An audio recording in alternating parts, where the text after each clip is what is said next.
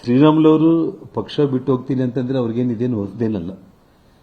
ಯಾವ ರೀತಿ ಈ ಹಿಂದೆ BSR ಪಕ್ಷ ಮಾಡುವಂಥ ಸಂದರ್ಭದಲ್ಲಿ ಅವನಿಗೆ ನಾನು ಕರೆದು ಮನೆಗೆ ಒಂದೇ ಮಾತನ್ನು ಹೇಳಿದೆ, ಇವಾಗ ಕಾಂಗ್ರೆಸ್ ಪಕ್ಷದವರು ನಮ್ಮ ಬೆನ್ನ ಹಿಂದೆ ಬಿದ್ದಿದ್ದಾರೆ, ಯಾವ ಕ್ಷಣದಲ್ಲಾದರೂ ಕೂಡ CBI ನನ್ನ ಬಂಧನ ಮಾಡುತ್ತೆ.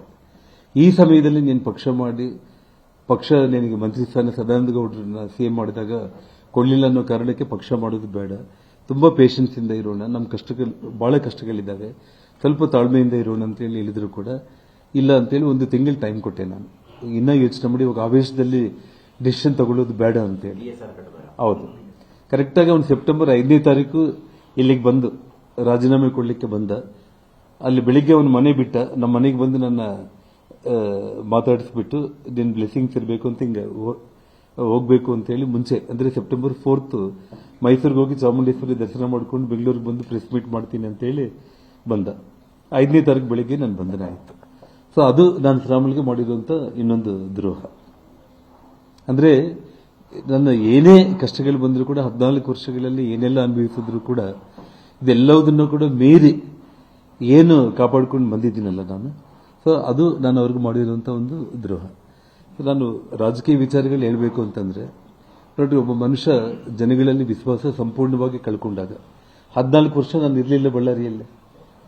14 ವರ್ಷ ನಾನು ಬಳ್ಳಾರಿಯಲ್ಲಿ ಇಲ್ಲದೇ ಇರುವಂಥ ಸಂದರ್ಭದಲ್ಲಿ ಜನಗಳ ಪ್ರೀತಿ ಎಷ್ಟು ದೊಡ್ಡ ಮಟ್ಟಕ್ಕೆ ಬೆಳೆಸ್ಕೋಬೇಕಾಗಿತ್ತು, ಜನರ ವಿಶ್ವಾಸ ಎಷ್ಟು ಗಳಿಸ್ಕೋಬೇಕಾಗಿತ್ತು.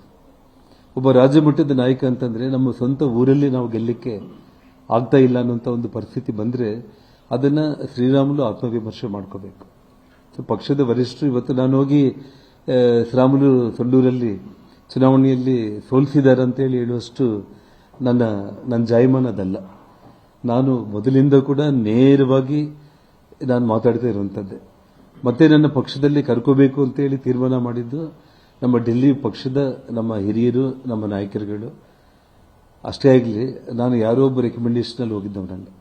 ನನಗಿದು ಒಂದು ಶಕ್ತಿ ಸಾಮರ್ಥ್ಯ, ಜನಗಳಲ್ಲಿ ಬಿಜೆಪಿ ಪಕ್ಷದ ಪರವಾಗಿ ನನಗಿರುವಂಥ ಅಭಿಮಾನ ನೋಡಿ ಏನೋ ಆಗಿದೆ ಅಂತೇಳಿ ನನ್ನ ಪಕ್ಷದಲ್ಲಿ ತಗೊಂಡ್ರೆ ಆಗಲಿ, ಯಾರೋ ಶಿಫಾರಸು ಮಾಡಿ ನನ್ನ ಪಕ್ಷದಲ್ಲಿ ಬಂದಿರುವಂಥ ಒಂದಷ್ಟು ದುಸ್ಥಿತಿ ನನಗಿದ್ದಿಲ್ಲ. ಇವತ್ತು ಕೂಡ ನನ್ನ ಕೈಯಲ್ಲಿ ಬೆಳೆದಿರೋ ಒಂದು ಸಹಾಯ ತಗೊಂಡು ನಾನು ಮೆಟ್ಲೇರಬೇಕು ಅನ್ನುವಂಥ ವ್ಯಕ್ತಿ ನಾನಲ್ಲ.